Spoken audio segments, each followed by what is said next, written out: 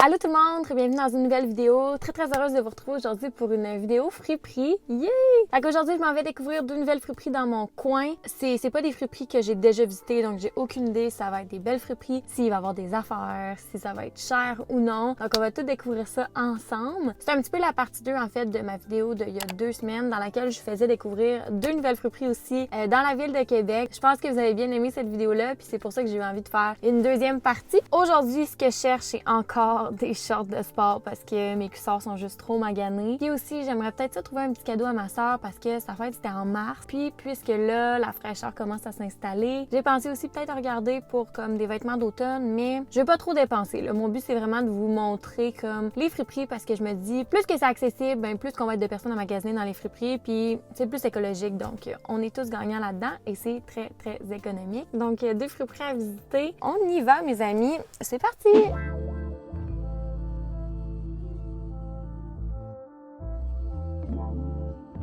Je viens d'arriver à la première friperie qui est juste derrière moi. Je suis quand même dans un quartier qui est assez aisé, je dirais. Fait qu'on dirait que dans ce temps-là, je me dis tout le temps qu'il va y avoir des plus belles affaires. Mais ça n'a pas vraiment rapport, là, parce que des fois, c'est le contraire. Mais bon, j'ai quand même des attentes hautes là, pour cette friperie-là. On va voir ça. Wouh! La première friperie que je suis allée, c'est vraiment une très grande friperie. C'est assez vaste. Puis, c'était aussi très peu achalandé. Donc, je sais pas si c'est toujours comme ça, mais j'ai l'impression que c'est une friperie qui est méconnue. J'ai tout de suite remarqué aussi que les vêtements sont majoritairement classés par couleur. Donc, c'est vraiment le fun parce que ça facilite énormément le magasinage. Puis, il y a une belle diversité, non seulement du côté des vêtements, des couleurs, des tailles, mais aussi des sandales qui sont sur le plancher. Puis je dois avouer quand même qu'il y avait plus de vêtements vintage que la plupart des friperies que j'ai faites. Puis moi, honnêtement, ça fait vraiment mon bonheur. C'est vraiment pas toutes les friperies que les vêtements sont classés par grandeur, mais moi, je trouve ça toujours le fun quand c'est le cas. Ça ajoute vraiment un gros plus au magasinage. Et à cette friperie-là, particulièrement, le classement des vêtements était impeccable. Vraiment, là, même jusqu'à la grandeur dans les pantalons, tout était super bien indiqué. Pour ce qui est des prix, pour moi, une vraie friperie, c'est une friperie où est-ce que les vêtements sont vraiment abordables, où c'est pas cher. Et cette friperie-là, ça répond vraiment à ce critère-là parce que là, c'est les soldes de fin de saison, puis tout était à 1$ majoritairement. Mais sinon, j'ai regardé, puis les prix sont vraiment raisonnables en tout temps.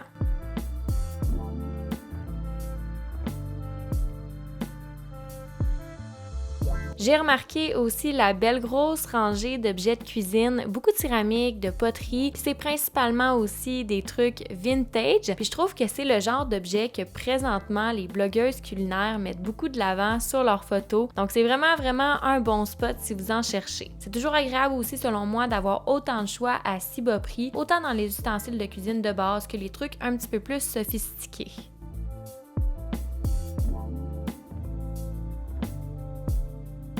J'ai décidé de vous montrer un petit sneak peek de les essayages et des vêtements que j'ai essayés.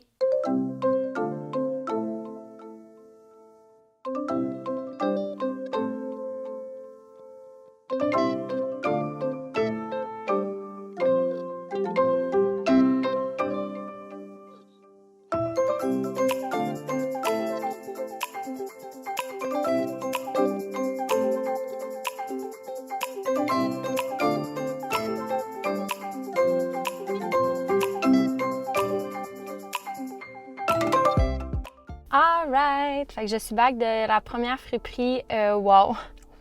Encore une fois, c'est tellement une belle découverte, j'en reviens pas. C'était tellement pas cher. On dirait que je me rends compte que dans les dernières années, je magasinais vraiment dans des friperies qui étaient chères finalement.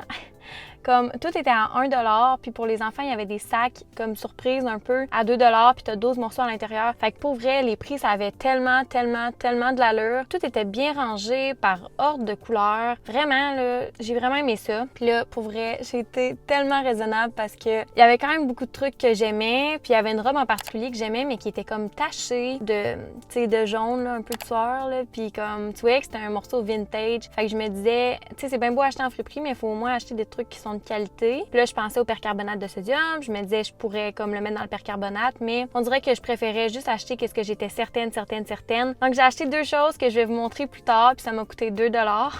Genre, quand je vais dans des friperies de même, là, ça me rappelle à quel point, ça me rappelle pourquoi est-ce que je vais pas magasiner dans des magasins parce que pour vrai, ça n'a pas de bon sens comment ça coûte cher comparativement à du usagé. Puis tu sais, comme là, j'ai acheté un chandail qui est littéralement neuf, là, il a dû être porté quelques fois, mais ça paraît même pas. Fait que pour vrai, je suis super contente de mes achats. Je donne un beau, je donnerais 9,5 sur 10 à cette friperie-là.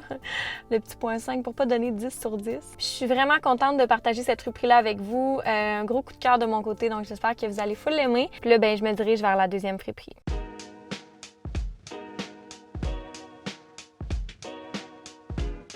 Je sais pas si vous avez déjà visité un village des valeurs, mais cette friperie-là me faisait beaucoup penser à un genre de magasin un peu style village des valeurs. Quand on entre, c'est super grand, il y a aussi beaucoup de sections identifiées. Par contre, la grosse différence avec le village des valeurs, c'est que ici, c'était des prix qui sont fixes, puis les prix aussi sont plus que raisonnables. Et présentement, il faut dire que tout est à 50% sur les vêtements estivaux. Donc c'est vraiment le moment parfait pour faire des belles trouvailles pour sa garde-robe.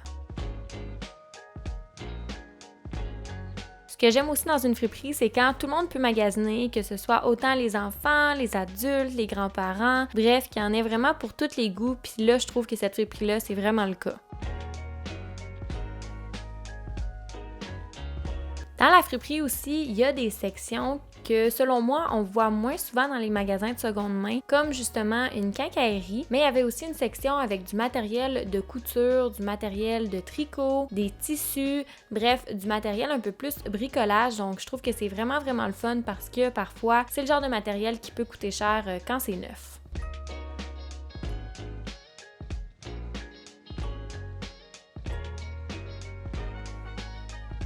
La plupart des friperies que je vais ont des meubles, mais il faut dire que c'est pas toutes les friperies qui gardent des meubles. Mais ici, je trouvais qu'il y avait quand même beaucoup de modèles, donc ça peut être chouette quand on veut meubler son appartement ou encore sa maison.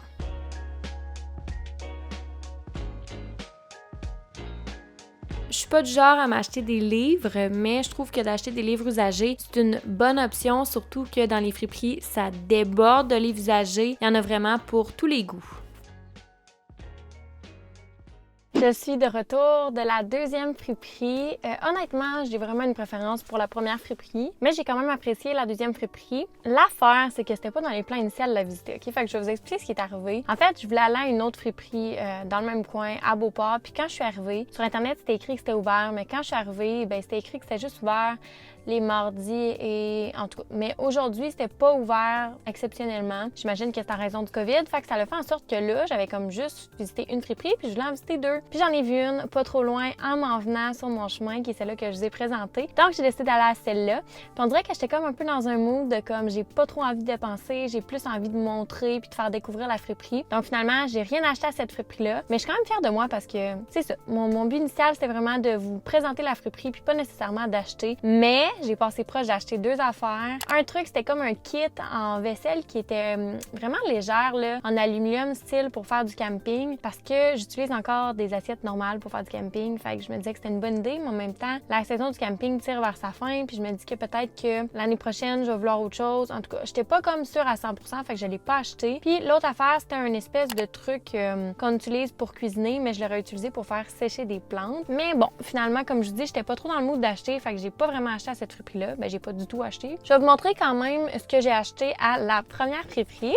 Donc, la première chose, c'est rien de très sexy, c'est tout simplement une ceinture blanche parce que j'ai une seule ceinture en cuir, puis j'ai un kit que j'ai acheté récemment avec des pantalons en lin, puis je mets ça avec une genre de chemise vraiment pâle, puis ils sont un petit peu comme trop grands ou la taille. Rien de grave, mais je voulais comme ajuster avec une ceinture blanche pour que ça fasse vraiment plus beau avec le kit. Puis j'en avais pas. Fait qu'elle m'a coûté 1$, puis j'étais super contente parce que c'est quelque chose que j'avais besoin. Puis l'autre chose, c'est trop drôle parce que j'ai lancé dans l'univers avant de partir que j'aimerais peut-être avoir un chandail en mérino et j'en ai trouvé un hyper simple qui me fait parfaitement, qui est comme ça, là, vraiment simple. Je vais vous montrer à l'instant de quoi ça avait l'air dans la cabine d'essayage. Donc comme ça, c'est un Banana République 100% mérino. Fait que je suis full contente. Puis il était 1$ évidemment. Donc voilà, c'était tout pour mes deux petites trouvailles de friperie d'aujourd'hui. Fait que si jamais vous avez à faire une des deux friperies, je vous conseille vraiment la première friperie que j'ai beaucoup plus aimée. Donc j'espère que vous avez aimé cette vidéo-là. Dites-moi dans les commentaires si vous êtes des adeptes de friperie vous aussi ou si c'est comme un peu moins votre genre. Bref, dites-moi ça dans les commentaires. Je suis curieuse de savoir parce que je vous présente plein de vidéos de friperie, mais comme dans le fond, je sais pas trop si vous magasinez là vous aussi. Si jamais vous avez aimé la vidéo, n'hésitez pas à mettre un petit pouce bleu, à vous abonner si ce n'est pas déjà fait et à laisser un commentaire. Puis moi, je vous dis tout simplement à la prochaine pour une autre vidéo. Bye tout le monde!